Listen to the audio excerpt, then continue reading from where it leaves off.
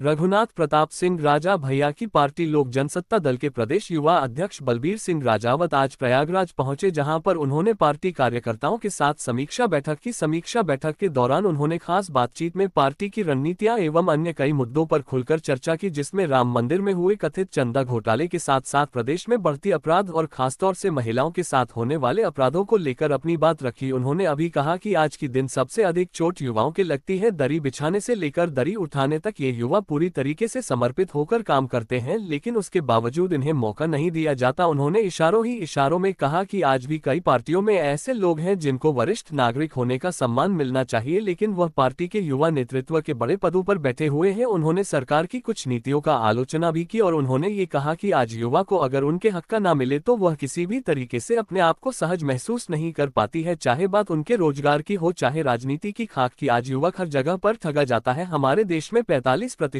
लोग युवा वर्ग से आते हैं, चाहे वह स्त्री हो या पुरुष या कोई और, लेकिन बावजूद इसके कि उनको उनके हक मिले उन्हें हमेशा सही मौके पर दरकिनार कर दिया जाता है। उन्होंने अभी कहा कि लोक जनसत्ता पार्टी यदि शक्ति में आती है और उनके पास निर्णय लेने का अधिकार का जनादेश मिलता है तो वह युवाओं के लिए 45% का सभी स्थानों पर आरक्षण नियत करेगी, चाहे वह नौकरी हो या फिर राजनीतिक गलियारों में स्थान। यहाँ तक कि आगामी 2017 चुनाव में वह पूरे प्रदेश में अपनी उम्मीदवार उतारेगी, जिसमें 45% कम से कम युवा शक्ति को टिकट दिया जाएगा ताकि उनकी सहभागिता राजनीतिक गलिया में बराबर और पूरी तरीके से बनी रहे।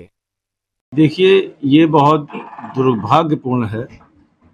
एसआईटी जांच कर रही है, सरकार जांच करा रही है।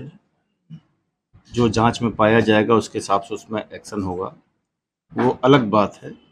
लेकिन ऐसे पापियों को सरकार जो दंड देगी वो अलग विषय है, लेकिन बजरंगबली महाराज जो महादंड देंगे वो इनके लिए इनकी 7 पीढ़ी के लिए एक बहुत बड़ा दंड होगा। ये पार्टी का उनका अपना विषय है, वो किसकी मजार पे जा रहे, क्या चढ़ा रहे हैं, उनकी क्या राजनीति है, कथनी और करनी में क्या है, जनता सब जान रही है। लेकिन हमारे दल का ऐसा नहीं है। जो कहती है हमारा दल, जो कहेगा वही करेगा और राष्ट्र हित, सनातन हित पे अडिग रहेगा। का इस पर क्या ध्रुवीकरण है और अपराधों के खिलाफ आपकी पार्टी किस तरीके से खड़े होना चाहती है? देखिए, हमारी पार्टी मर्यादित पार्टी है, अपराध नहीं होने चाहिए, लेकिन उत्तर प्रदेश बड़ा प्रदेश है। अगर देखा जाए तो अपने आप में एक ये देश है उत्तर प्रदेश, तो उसको संभालना एक बहुत बड़ी जिम्मेदारी है। हर व्यक्ति का हाथ नहीं पकड़ा जा सकता है, लेकिन धीरे धीरे इन चीज़ों पे सुधार लाया जा सकता है। सरकारें कर रही हैं, ठीक है। हमें अवसर मिलेगा, हमारे दल को अवसर मिलेगा तो हम और अच्छा करके दिखाएंगे। देखिए, बेटी बचाओ बेटी पढ़ाओ ये तो अच्छी चीज़ है, इसमें तो हम समर्थन करते हैं। देश हित, राष्ट्र हित में समर्थन करते हैं। रही बात अपराधों की जो बढ़े, जैसा कि आप बता रहे हैं कि बढ़े, अगर बढ़े हैं तो उस पर रोकथाम होनी चाहिए, कार्रवाई होनी चाहिए, और जो इसमें दोषी पाया जाए उसको सख्त से सख्त सजा मिलनी चाहिए। अच्छा, आप युवा वर्ग के प्रदेश अध्यक्ष हैं और युवाओं को संगठित करना आपका एक सबसे बड़ा उद्देश्य है, लेकिन युवाओं की सबसे बड़ी जो आवश्यकता है वो है नौकरी।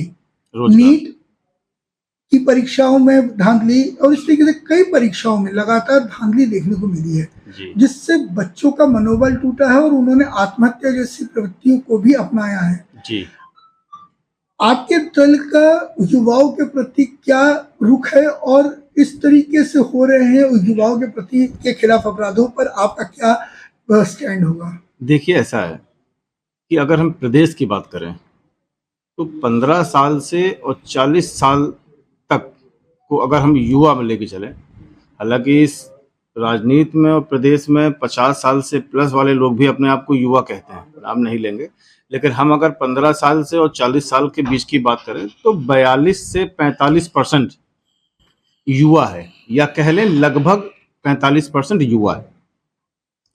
तो सबसे बड़ा एक चैलेंज युवाओं के लिए ये है, युवा को हर दल ये बताता है कि युवा देश की रीढ़ की हड्डी है।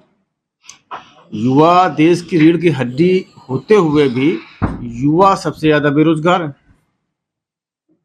युवा पढ़ लिख के आता है और रोजगार के लिए केवल लाइन लगा रहा है, उनके लिए रोजगार नहीं है। सरकारी क्षेत्र छोड़ दीजिए, प्राइवेट में भी वो लाइन लगा रहा है।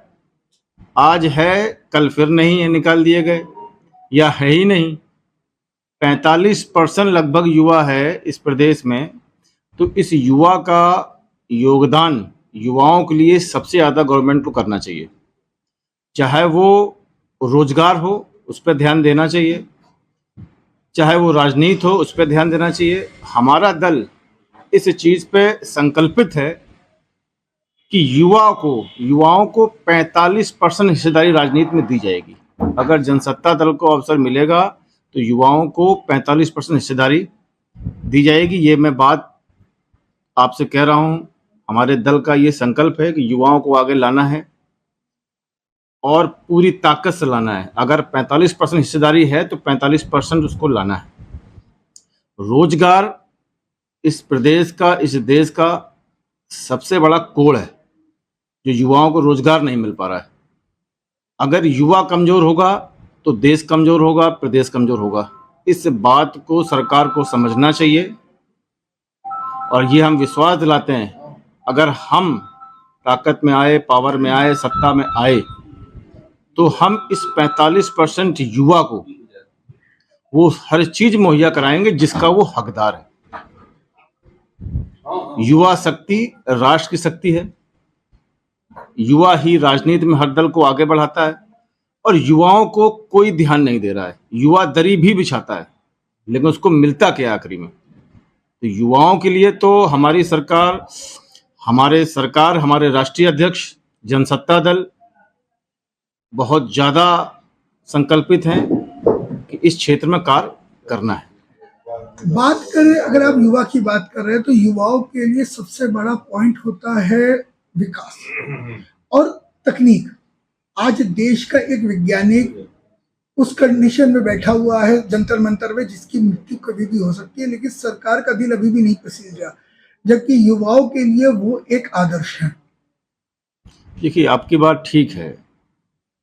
अब हम लोग सत्ता में तो नहीं है, हम युवाओं के लिए क्या सोचते हैं, रोजगार के लिए क्या सोचते हैं। और जो नीट पेपर लीक हुआ है वो दुर्भाग्यपूर्ण है, नहीं होना चाहिए था।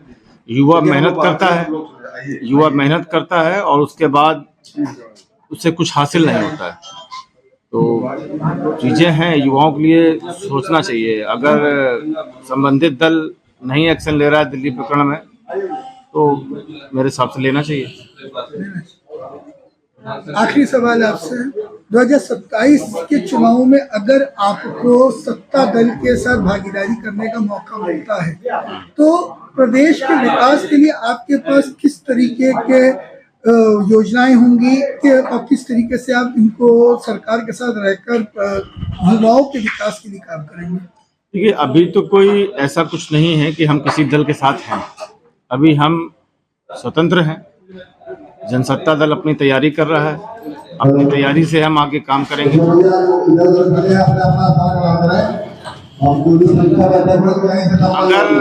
अगर मौका मिलता है तो हमारे अपने कुछ बायलॉज है हमारा, उसके हिसाब से हमें काम करना है युवाओं के रोजगार के लिए और प्रदेश हित के लिए, राष्ट्र हित के लिए हमें काम करना है। सुख शांति हो, नारी सुरक्षा हो, व्यापारी सुरक्षित रहें, इस पे हमें काम करना है। तो यानी कि आप इस बार चुनाव में अकेले खड़े होने की तैयारी में हैं? तैयारी हमारी पूरी है, बाकी अभी समय है थोड़ा। माननीय अध्यक्ष जी ने इस पे कोई दिशा निर्देश दिए हैं? दिशा निर्देश के हिसाब से हम लोग समीक्षा बैठक कर रहे हैं, अपने आप को मजबूत कर रहे हैं। बाकी आखिरी फैसला राष्ट्रीय नेतृत्व का है, वो जैसा वहाँ से आदेश होगा वैसा काम करेंगे।